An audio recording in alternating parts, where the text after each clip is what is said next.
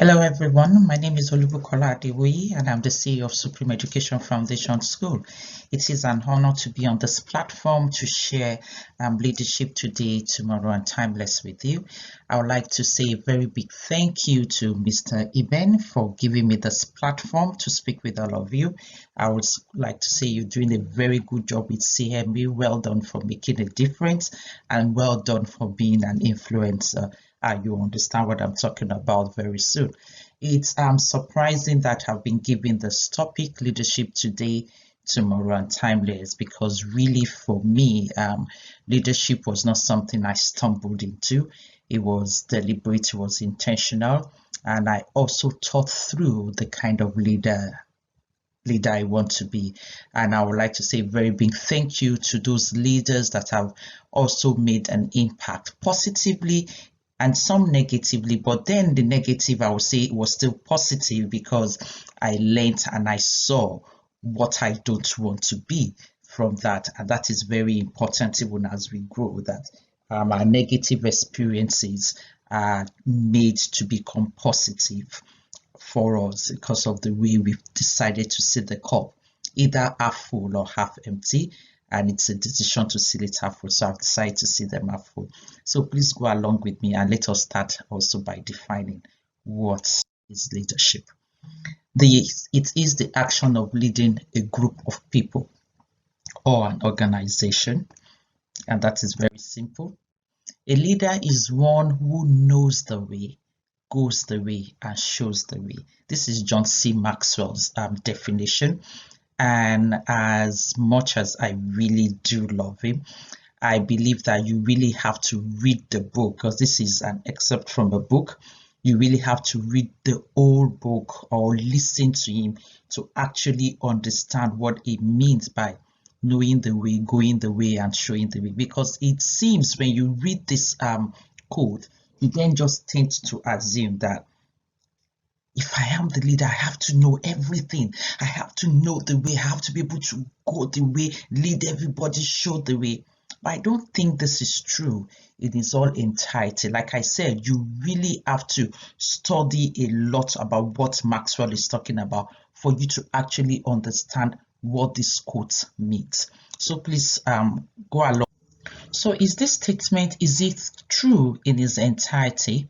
Do you have to, in order to be the boss, do you have to know it all in order to be able to show the way and lead the way? Let's look at the lion and see if this is what it takes in actual fact to be a leader.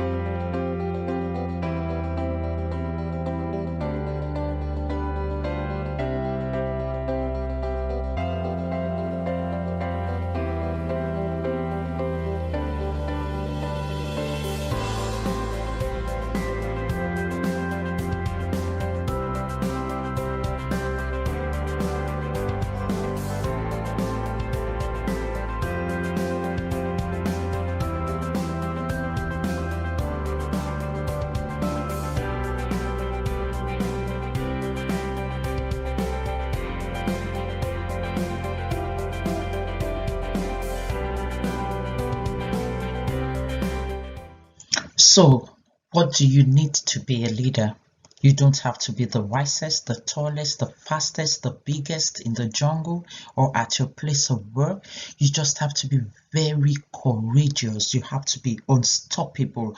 You have to believe. You have to have faith to say, I can do it, no matter what it takes. You have to be very positive to tell your team, we can do this. We have what it takes to do it. We can move from point A to point B. Nothing is going to stop us. And that is how you lead the way. You're not leading the way because you know it all. No, you're leading the way because you are courageous.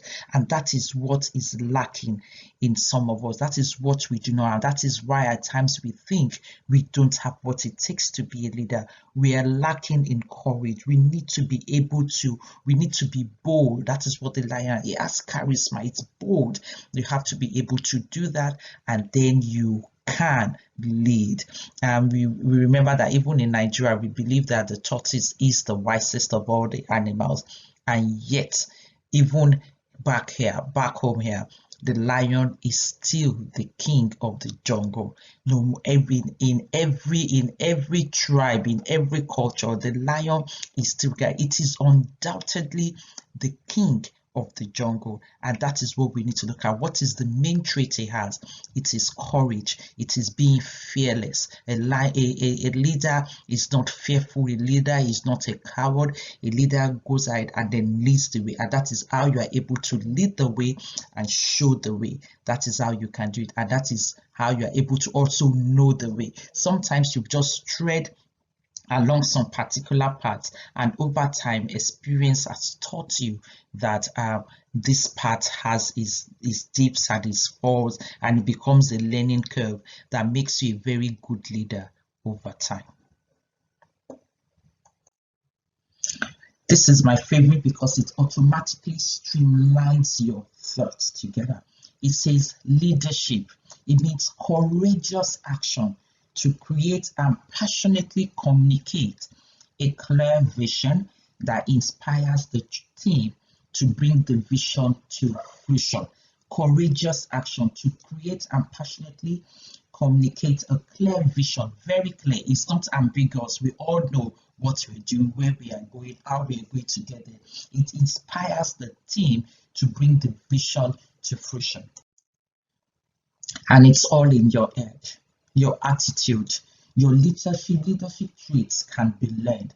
Some says, oh, she's a born leader and everything. Well, we do see it among the students in our classrooms. Some of them seems to be born leaders, but also it's a skill that can be learned. And when you feel like you're tied to a spot, when you think, when those moments come and you think you don't have what it takes to be a leader, please remember this horse, which is the struggle, the horse of the chair. I mean, it's tied down to a chair. I'm not sure if you've seen this even in movies when they disembark from the horse and then they just tie the theater to a very wriggly, to a grass sometimes, something very wriggly on the floor there, and it stays mute. So it's all in your head. It's about your attitude. It's about how you perceive yourself. So like I said, it's all in your head. What kind of leader do you want to be? Are you a boss or you are a leader? Watch this video and then begin to think about the kind of leader that you want to be. What do you want to project? How do you want to be perceived by your followers or by those that you are leading? How do you want to be perceived? Look at this and take some notes as you watch.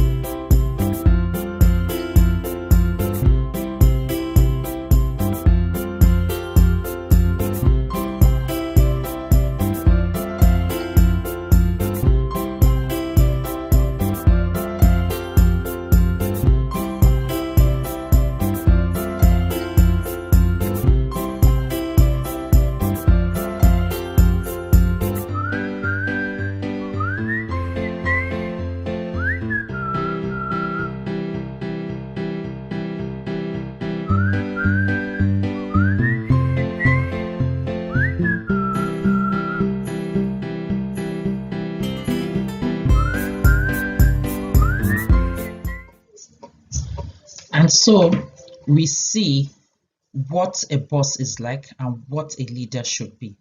The leader coaches, the boss drives. The boss inspires fear. The boss is called, or like we say, oh, gambo, gambo, gambo, gambo, and everything. While the leader inspires goodwill in people, the leader is accountable, and you will see that as we continue to go on, that the leader is accountable and does not shift blames. Don't say it's your fault, it's that way. Takes on board responsibility, is answerable. The leader shows the way while the boss knows the way. The leader says, no, let's do it this way. The boss commands, go, do this, get that done. While the leaders work together, they reason out together. We do this together. The boss takes all the credit. I did it, I did that, and I did that. While the leader says, we did it, understands collaboration, understands teamwork, knows what it means to work together as a team. The leader asks, can you please do this for me?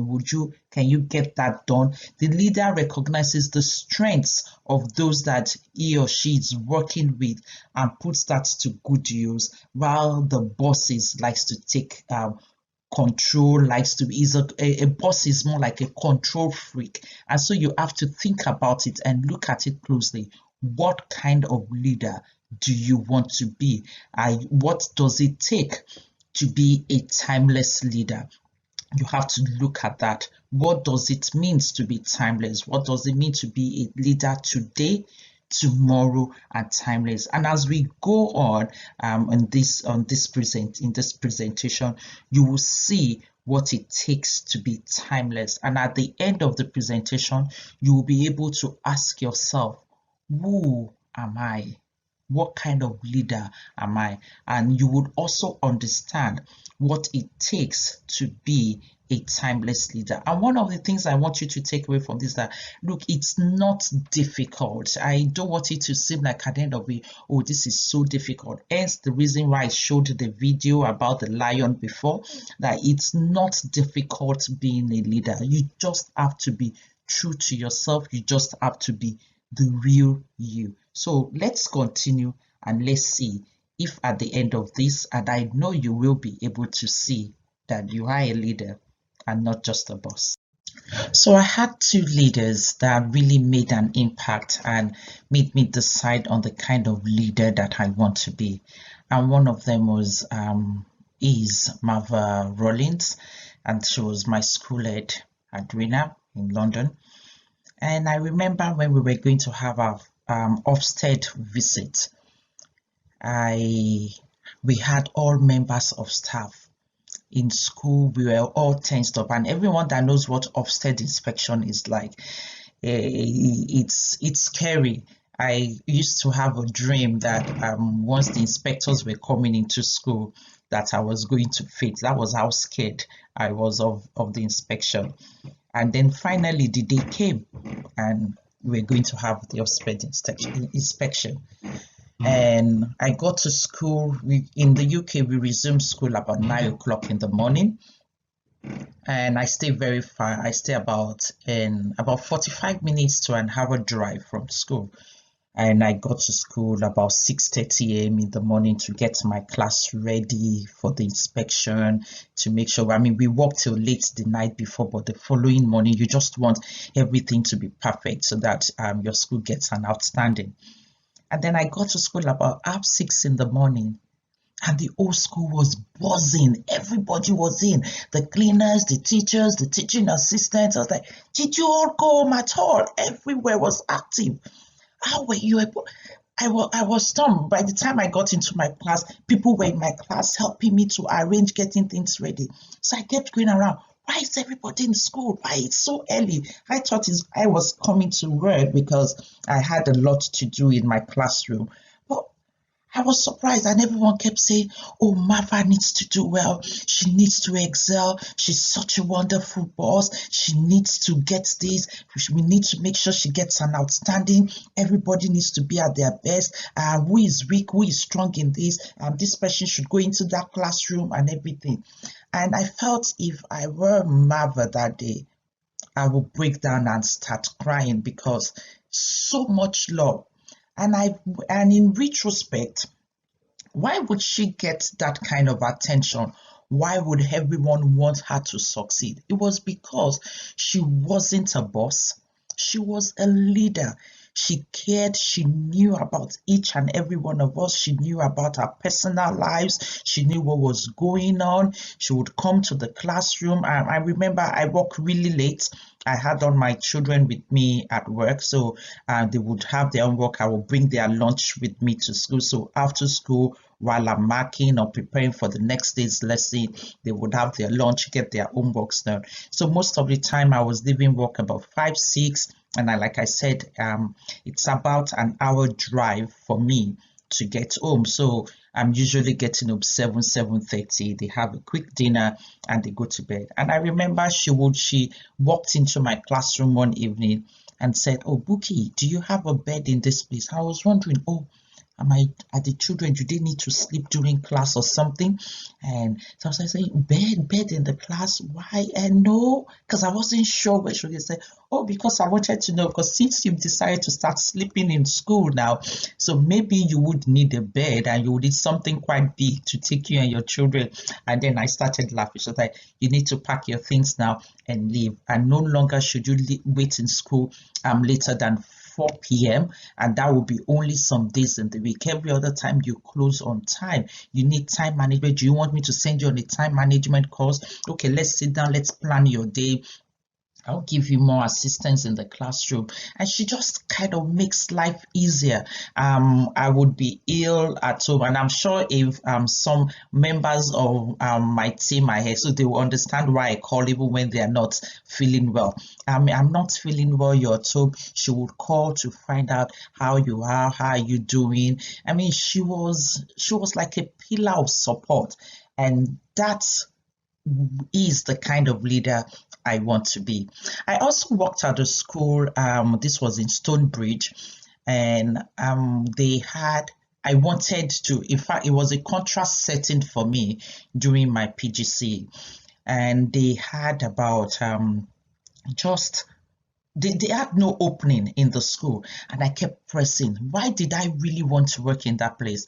Their staffs never leave. They had members of staff that have been there 35 years, 20 years, 15 years, 10 years. So there's never an opening. I said, don't they say no, until they retire, they never leave? Why don't they leave?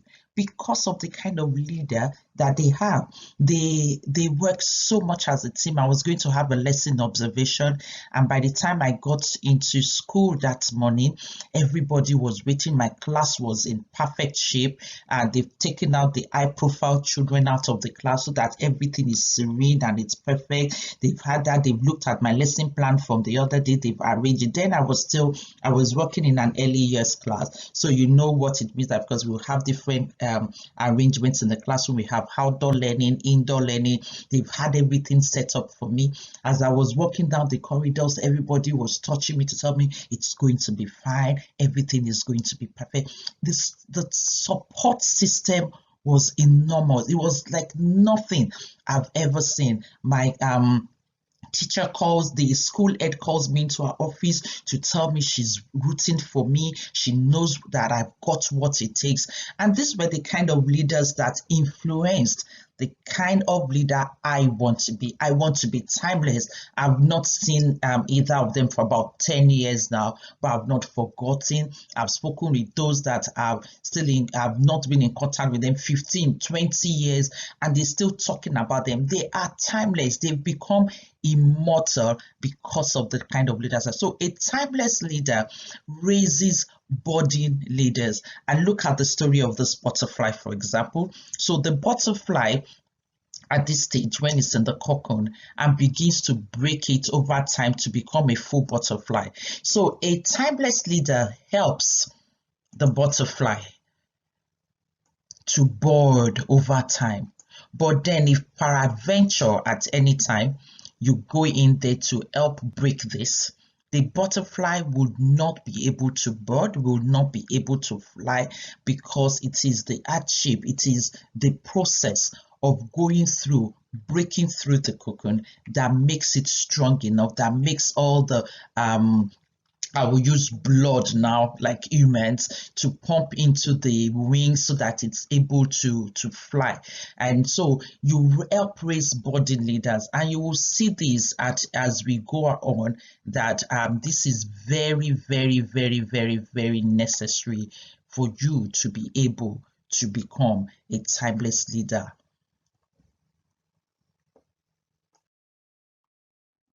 So I will go into the leadership traits now. Leadership traits: radiates positive energy. These are the things you want to see in a leader. Proactive attitude, delegates tasks completely.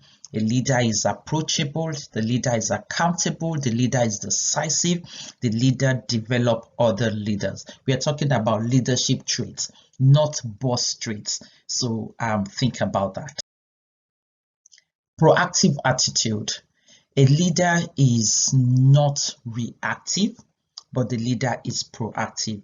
Prevents problem before the problem arises. So a leader is able to foresee, and that is why you need a lot of people on your team, and you're secured enough to have very smart people, effective people on your team, so that you are able to sit back as a leader and anticipate and see issues before they arise. You can see that this is about to happen, and before it begins to happen, you are able to you are able to foresee those things happening, and you're able to forestall it so that it doesn't get to happen. So you are not reactive. You don't wait till it goes wrong before you put things in place. You see that this might happen, and just in case this happens, you prevent it from happening. That is what a proactive leader, that is what they do. They find ways to solve issues, and they do not lose focus. And so it is important that as a proactive leader, you are able to sit back and you do not lose focus at any time. A leader knows how to delegate. You delegate tasks completely. Please note I use the word completely. Do not micromanage your members of staff. You need to be able to delegate. You need to delegate, especially when the task offers valuable training to an employee. Remember the story of the butterfly? They need that training to become budding leaders. They need to be able to grow. You need to delegate when an employee has more knowledge or experience related to the task than you. So when I became an NQT, meaning newly qualified teacher, I had a very experienced teaching assistant, very well experienced teaching assistant with me. She has been in the profession for over 20 years, but she's not a class teacher. So I am the class teacher. I am the boss of my own class. I am the leader of my boss. But Jenny right there, sitting at the back of the class, is very well experienced. So what do? I get my lesson plans ready, and I sit with her the evening before, and we go through it together. She gives me ideas: do this, do that, teach it this way, teach that way. Sometimes I team teach with her. I sit at the back and watch her do some things, and I see she does it better, and I learned a lot from her. And in no time, I wasn't teaching like a newbie. I wasn't like an NQT. I seemed very experienced because I took advantage of the person I had with me in the class. Another point to note is that when the task is recurring and all employees should be prepared or trained, it's a time as well to make sure that you're delegating. When the task is of low priority and you have high priority tasks that require your immediate attention, please delegate. Don't be a superman or a superwoman. You can't do it all. Now, some people have said, well, I can't delegate for this reason. It's going to, because I'm too busy, I can't delegate because of that. And nobody, I don't trust that particular member of staff to be able to do it well. Their ability, they are not as clever or as smart as I am. I feel guilty that they are doing it. No, you should not be feeling guilty. You should be raising leaders. They may be better. Now that is insecurity. They may be better than I am. So if I should delegate and then everybody sees that they are better at something than I am. You can't know it all. Remember the lion, you can't know it all. You can be the fastest, you can be the smartest, you can be the wisest. It is okay as a leader for you to be vulnerable every now and then. It is okay to say, you know what, you are better at this than I am. So they may be better, that is okay. Only you can do it. No way. Only you cannot do it. I have said over and over, the best leaders are those leaders that have raised other leaders at their place of work. They are the best. They are the most efficient and effective leaders. So you cannot do it all by yourself. You have to be able to delegate. You have to be able to allow other people to bird, to grow underneath you as a leader. So delegate is part of your job. It's okay to be vulnerable. Don't be a superman, don't be a superwoman. They are approachable. You want to be approachable, just stand, smile, talk, approach, be nice, be down to earth. It does not cost you anything to be approachable. You don't want to be a boss, you want to be a leader. So it's important that you keep calm. Like that little boy said, calm down. We know you are the boss. Calm down and be approachable. You don't want to be that leader, because most of the time when you are not approachable, it's not only detrimental to the business or to your organization as a whole, it is detrimental to you, because they can't tell you you're doing something wrong. They can't tell you to be careful, boss. I mean, some of you get into a new organization or a new school, and then you're leading, or you're the principal, or for whatever reason, or whatever the organization is, and you do not calm down, you're not approachable, and everyone is looking at you making huge blunders, making very big mistakes, but because they can't talk to you, they leave you to your folly. So it's important that you are approachable. They are able to tell you, look, we've done this in the past. This was the consequence. This is what happened. If you want to do it, why don't we go about it this way? Please make sure that all times that you are approachable, so that your members of staffs are not working on tenterhooks around you. Encourage feedback. Be open to feedback. Let them tell you when you're doing something wrong. We have a system in the school within management. We call it the 360 degrees, which everybody gets to appraise you, and it is fantastic. I get to know so much about how well or how bad I'm leading, and I'm able to take those constructive criticism to heart and to become a better person. So please be approachable. They are accountable. So the leader does not say, it's not me, it's the fault of it. They assume the role of leadership, and then they are accountable, they are responsible, and they are answerable. While preparing for this, I was reading up about a story about someone that was in the fast food industry, and although they had anticipated that happening. So I'll give an example. Let's say it's Starbucks, or let's say it's Mr. Biggs, for example, and they gave the person the wrong pack home. So the person ordered for, let's say, a donut, but they mistakenly packed maybe jollof rice for this customer. So the customer got home, called the branch and said, I'm upset. I requested, I ordered for donuts, and then I've got a plate of jollof rice here with me. I'm really upset about this. And the person that served is a newbie, so of course could have made that mistake, but was also present in that particular meeting when they talked about labeling and to be very careful so that they're not mixing up orders. But what did the leader do? The leader took the phone and said, we're very, very sorry.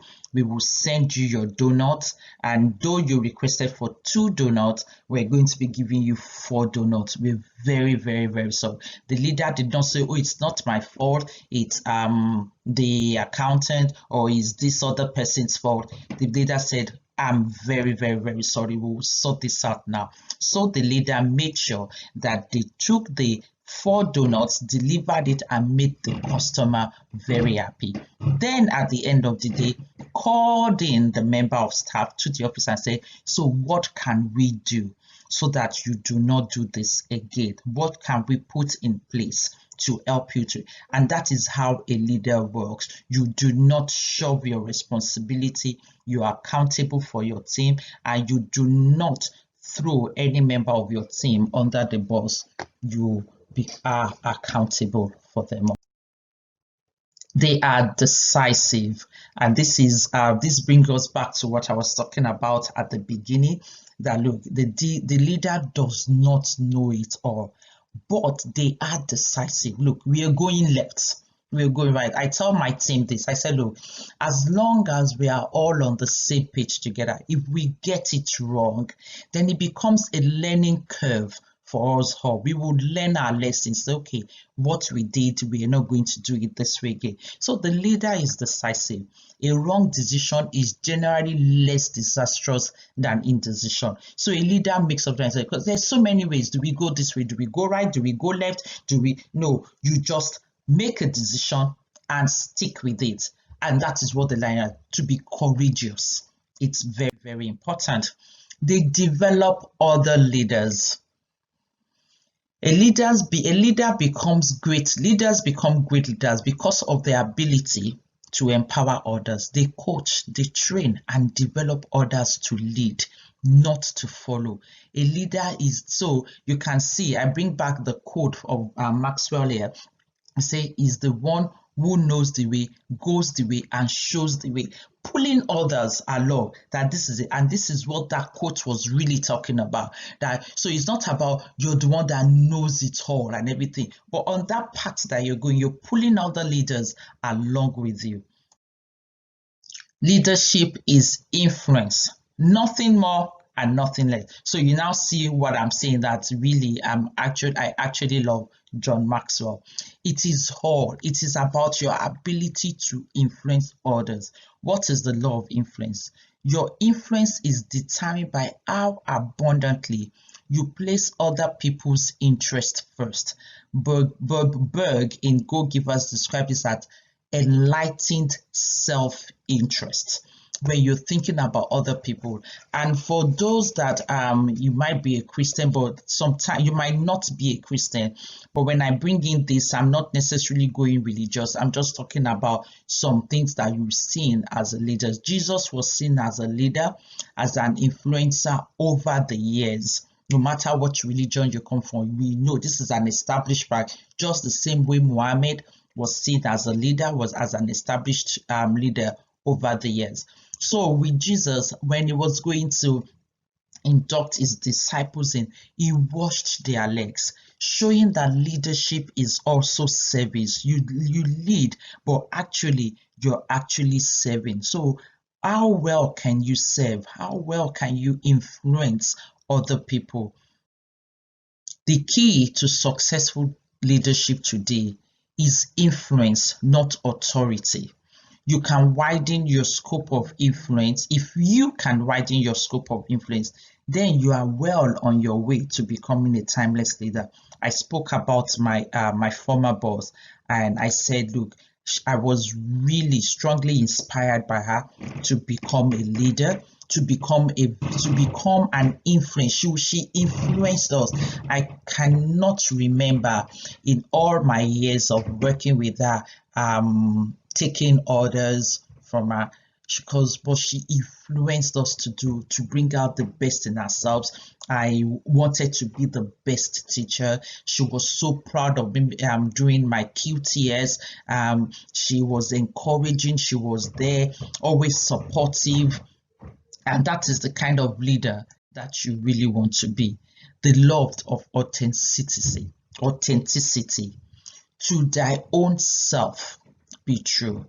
To be a timeless leader, you have to be authentic. You have to be you. Stop trying to be other people. Stop trying to live to the expectation of what people expect you to be. Some people have become ruthless leaders because they've said, well, I'm not like that, but that is what people expect me to be. And then some would say, oh, but you are in Nigeria. In Nigeria, you have to treat people this way. You have to treat people that way. I do not accept people. Humans are humans, the same all over the world. Whether no matter the skin color, no matter where we are still humans. And so to be authentic, we've all been through what it means to be a follower. We've all known what it means to be there, to be led. And then we've seen things that are shaping us into the kind of leader that we want to be. What kind of leader do we want to be? And one thing you also should know, that today people are embracing authenticity. They're embracing the real, because that is what we don't get to see anymore. We want people that are real, leaders that are human. They are timeless. So authenticity is the daily practice of letting go of who we think we are supposed to be and embracing who we are.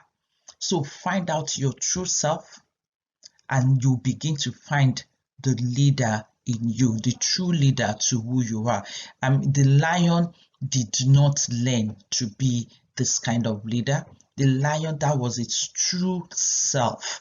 It found the truth, and that's why I said it's a skill, and that you can also learn leadership. And what I meant by that is that in your true self, well, finding the skills to finding your true self, your true person, then or another word for it is the real you. Then you begin to find the leader in you. So who are you? What do you see when you look at the mirror? The cat looks at the mirror and the cat sees a lion.